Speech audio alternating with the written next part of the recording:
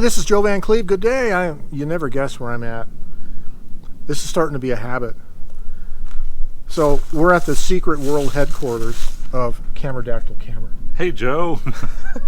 And I heard you had a visitor the other day, Chad. Oh yeah. Where do you get friends like that? It's just, the YouTube community. Yeah, you know how that is.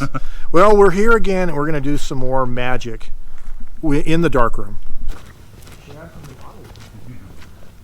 We're going to do some more experimentation with the direct positive color print process, and I brought my 8x10 sliding box camera, and it has this Xerox Fujinon f4.5 fixed aperture 240 millimeter lens that I bought some years ago. I didn't think I'd ever find a good use for it, but I'm hoping today that this is going to prove to be an interesting portrait lens. We're going to try to do some 8x10 color portraits in his studio. I'm really excited about this. This makes it a lot easier to focus. Oh yeah.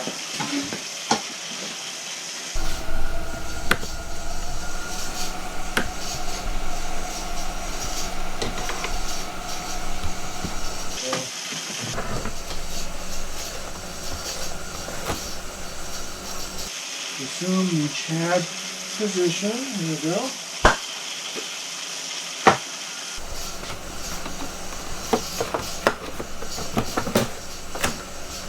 So the challenge of doing this color processing and exposing color negative print paper in a camera is like with black and white paper negatives. You have to determine a film speed or a working exposure index, what we call ISO, let's say. And through experimentation, Ethan had worked out an ISO of around 1 to 2. However, the complication with color is that in the case of this negative print paper, you have to filter the camera so that you can get daylight balanced colors, because the film's natural spectral response is designed for an orangish 35 millimeter negative film base. And so you have to use some kind of orangish filtration in front of the camera. So what we had used, I brought a couple of these larger sets of black and white multi-contrast printing filters, the kind you would use in the darkroom for black and white multi-grade paper.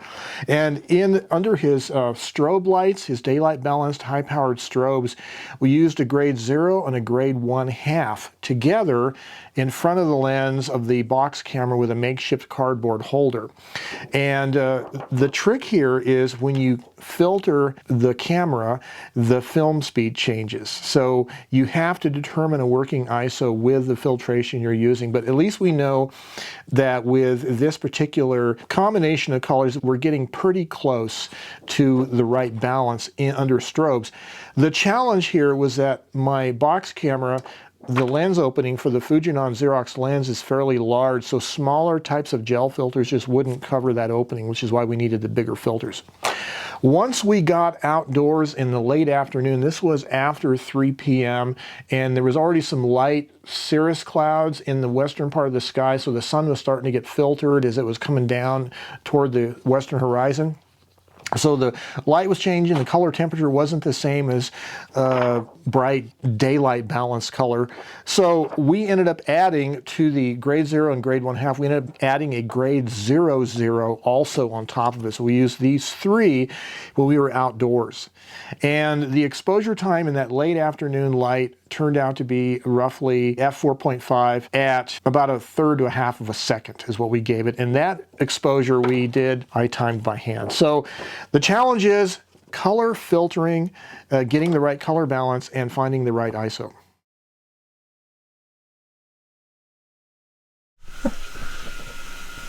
Nice.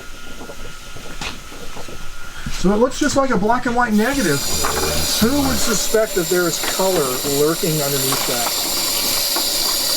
It's true. Well, what do you think, Ethan? I think Chad's looking pretty homeless in this picture. Chad's looking pretty homeless, yeah.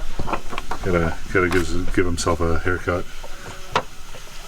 This is fresh developer too, so we'll get a faster action and a little bit higher contrast. Although I did notice that all of the developer is a little brown from when I mixed it. Oh, there we go. Nice little color change happening. And just to remind our viewers, the white lights that we have overhead, the bright lights are doing the action of fogging the paper, and the rest of the emulsion is exposed. Yeah, so this is maybe a little bit dimmer because the fogging step developed a little bit more. So I'll move the lights in a bit closer, or actually I can you increase the power of the flash? Yeah, I can give you one stop on the flash. I think we got the focus nailed. Yeah, let's pull this out and take a look. I like the out of focus background and everything, and I like the way it's bluish in the background because you don't have the flash as much, right? Just got my highly technological. Yes, no flash meter used here. No, it's a Polaroid.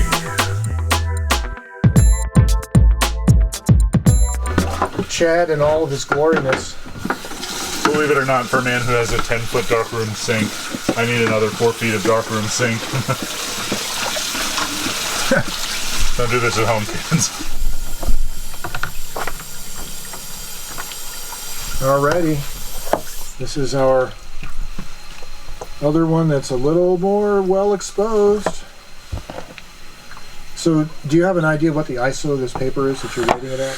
Yeah, but it's almost irrelevant, so I just factor the filter pack into the ISO. Okay. So the paper I would say is like maybe 8 to 12, but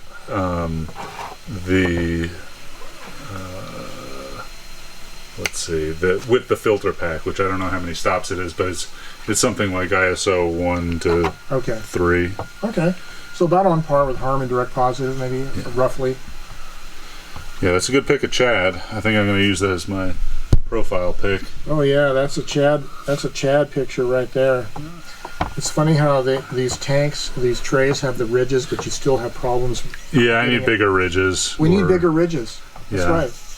All right, going into the Blix. Well, it's exciting.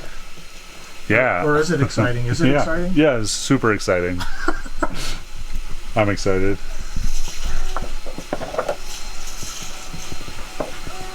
That's great. Super funny. Oh yeah. That looks pretty. Yeah, that's nice. Yeah. Yeah. So we were talking about what you foresee we want to do with this process. Like we're doing 8x10s, obviously, right? But what do you see? What do you foresee? Yeah, let's make it bigger. Okay, how much bigger? How big a lens you got, Joe? I have a 8-inch diameter, 1,000 millimeter focal length That's pretty industrial big. lens. Yeah, let's make some cameras with that. That sounds good.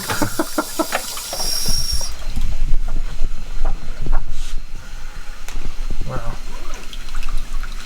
Wow. That's pretty cool. See if I can focus in on this. I really like that out of focus background. The colors, the skin tone is really amazing considering we're using black and white contrast control filters. We're not using the RA4 printing filters, and I think it's just amazing that it came out. Yeah, you know, I think I would go a little yellower, but we don't have that contrast filter. But I think we're acceptably close. Yeah, yeah. It would be fun to find some big gels in custom colors. I think I have a catalog somewhere of little snippets. Yeah, yeah. So I guess now Chad's going to take... Chad? Yeah. Chad, the photographer, is going to take my portrait. So would this need more time in the color developer to compensate, do you think, or would it matter? No, because the step is done to completion. Okay.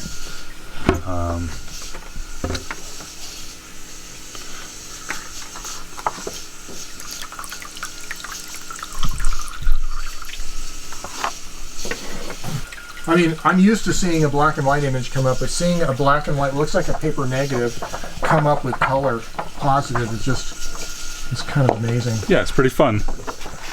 Pretty fun.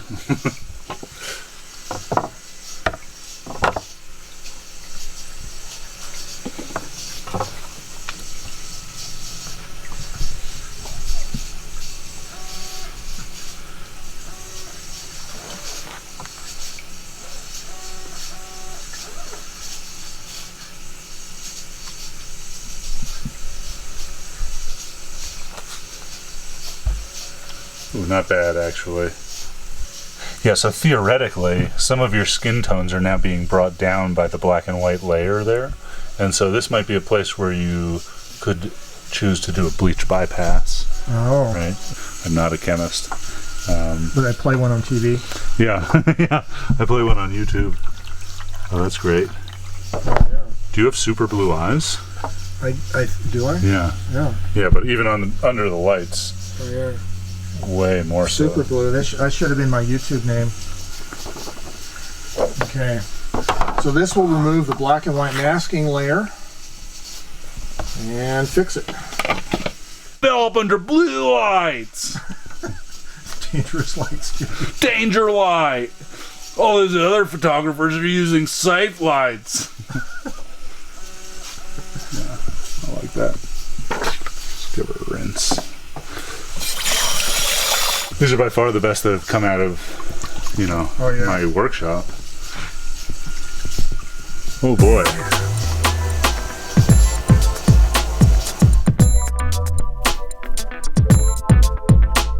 Well, it's getting late in the day. We're going to lose a lot of light in about a half an hour. So we're going to do a real quick test.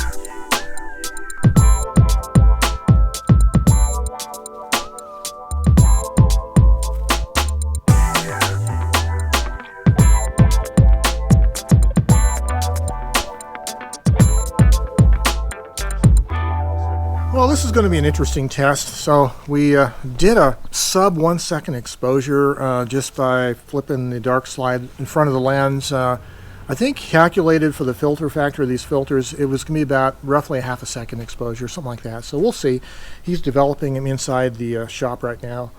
So in our discussions today, we've talked about different things regarding where to take this color process further, and one of the things we want to do is make a big camera, large format, larger than 8x10, because you can buy rolls of RA4 color paper in 38 inches wide or whatever, so you can make massively large format cameras if you can process the paper in that size. One of the challenges is obviously having a lens that will project an image that big. Okay, so this is the outdoor hand-timed shutter of Chad here. Chad's photo shoot. I'm gonna get a totally awesome picture for LinkedIn. You're gonna be on the cover of Vogue? Just LinkedIn. LinkedIn. It's gonna bring me a lot more work. Networking. Yeah, so being able to do this color process in daylight is a real interesting thing too, right? Not relying on electronic strobes. Yes, and there's the issue of like the color of the light affecting the ISO of the paper and also affecting the filtration you need. I'm not sure, we decided we're going to do one of these at like a noonday one day and try and figure out a base filtration for, sun with no haze. Yeah. I think that'll be instructive in other tests. So the next part here is where the magic begins. I think this is pretty good. I think my outfit was where the magic begins. Oh, that's where it was, yeah, exactly. The character of Chad. So the whole question is, does Chad have a 4-year lifespan like one of the androids in Blade Runner? He might come out a little quicker than Blade Runner. We'll see.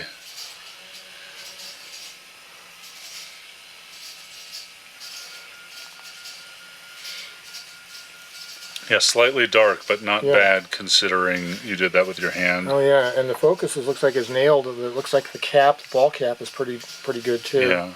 Oh, I think, Joe, I'm really excited about this. I think I'm going to start shooting a lot of these outdoors. I think it would be great. Sure. Oh yeah. It simplifies a lot of things. That is super nice. We had a lot of fun today, and we look forward to another time in the future when we can come back and do this and do more outside exposure tests on 8x10. That'll be a lot of fun. We're continuing to explore this direct positive color process, which uses RA4 negative print paper. This is the kind of paper that they use in mini labs to print color film negatives. And we're using it as an in-camera direct positive medium.